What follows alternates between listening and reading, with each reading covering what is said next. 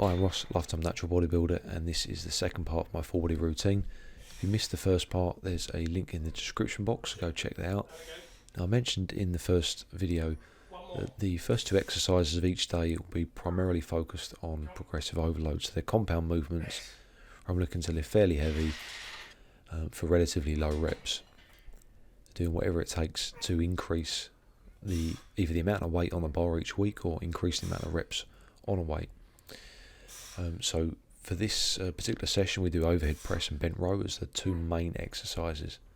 For overhead press, I did 4 reps at 77.5k, followed by 6 reps at 72.5k. So we dropped the weight about 7.5% or so after that first set.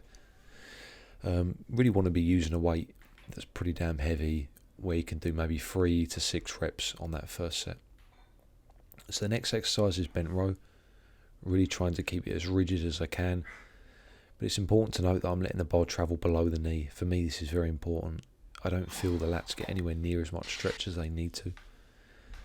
If you're preventing that bar from traveling below the knee, like if you're keeping it really tight in to your torso and not allowing any kind of downward movement, then I think you're missing out on some of the important stretch you can get, especially in the lower lats. So I like to let the bar drop below the knee, and I pull it up, but I pull it up without any momentum. So the weight is a little less than what it could do with even a slight bit of momentum, because it really does help out. So using 115k for 10 pretty solid reps. And I've done loose form in the past to a great extent. Often done loose form as heavy as 170k, and I think there's still a place in your routine for some loose form, but for this particular program, we'll be doing some strict reps. One thing about strict rowing is it's definitely a lot easier to progressively overload on, because you're taking momentum away. You're not, adding in momentum, increasing the angle of your torso each week. You can just be a bit more consistent with that. So next up, calves. We do one heavy set of 36 kilos, single leg, about 10 to 15 reps or so. And then we do double to finish, very high reps. Just as many as you can do. I think I got about 45 before the pain started to get too severe. I couldn't really, do more than a few inches per rep. And then move on to some chest flies, pretty heavy. I think 11 reps on the 11th plate. So it's probably around about 50 odd K. It's fairly heavy. Feel good on that.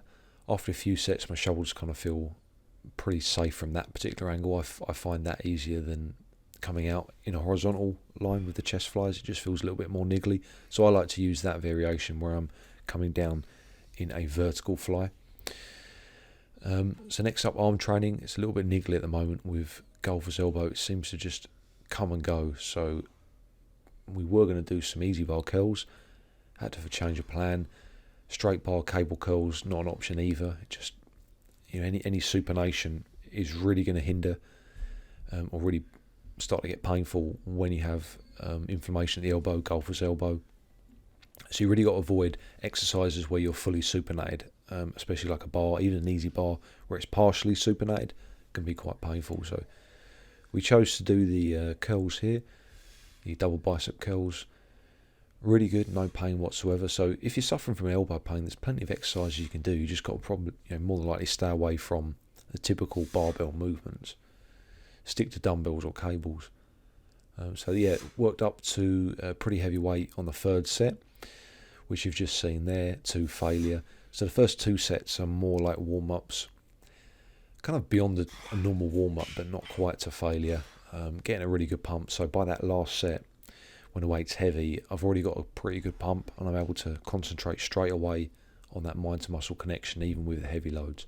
The last exercise is the Tricep Push-Downs, keeping it as tight as I possibly can, and again, like the curls, going to muscular failure. So there's no way I could have done an extra rep there without using poor form. So the whole stack plus 10 kilos on that one. Probably use a dipping belt to weigh me down next week when I do that, just to increase the intensity of that exercise. So that's the session done. Hope you enjoyed it, guys. If you did, then please give the video a thumbs up, subscribe to see more true natural bodybuilding videos. Stay strong.